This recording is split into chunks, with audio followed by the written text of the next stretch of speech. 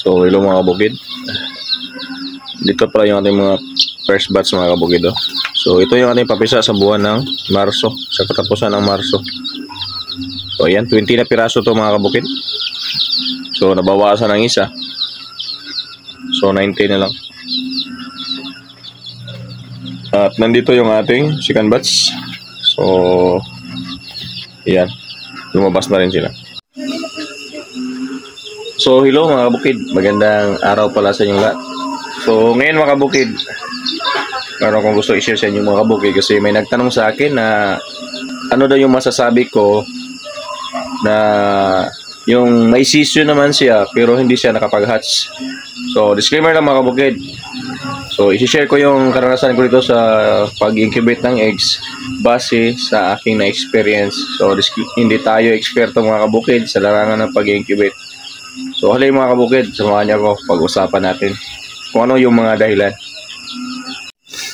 So ayan mga kabukid, ito pala yung ating DIY incubator. So lumabas na rin yung ating mga second batch sa buwan ng Marso.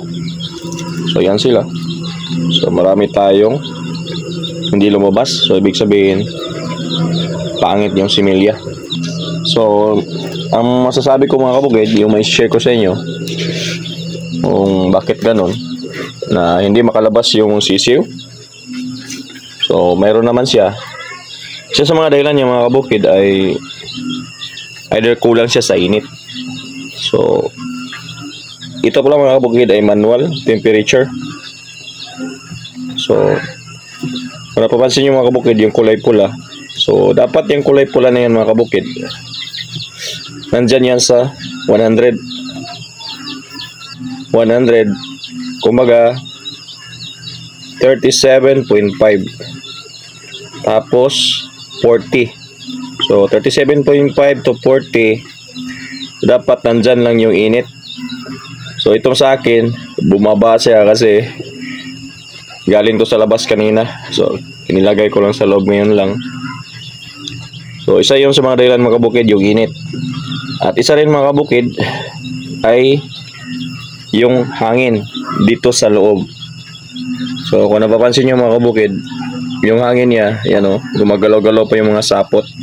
So dapat malakas yung hangin sa loob mga kabukid na umiikot dyan sa loob ng DIY incubator natin para yung mga sisiyo kumaga balance siya, tsaka matatamaan yung mga eggs ng init ng hangin. So yun lang, ganun yung masasabi ko. Kasi pag maganda yung hangin mga kabukid at saka yung init, magiging maganda yung humidity sa loob. Balance na balance siya lahat.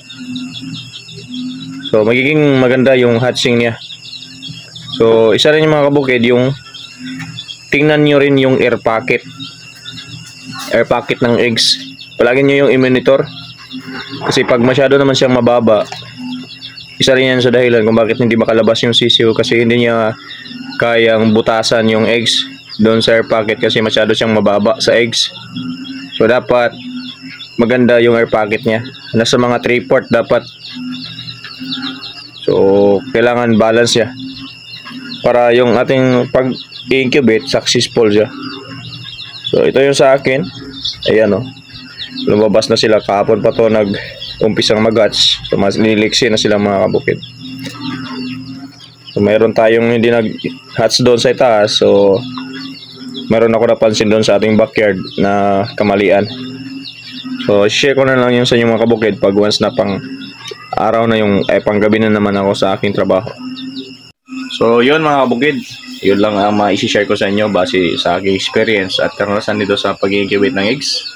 So sana nasagot ko yung nagtanong sa akin. So ganun lang, dapat yung init sa hangin dapat balance lang yun siya para yung humidity maganda doon sa loob.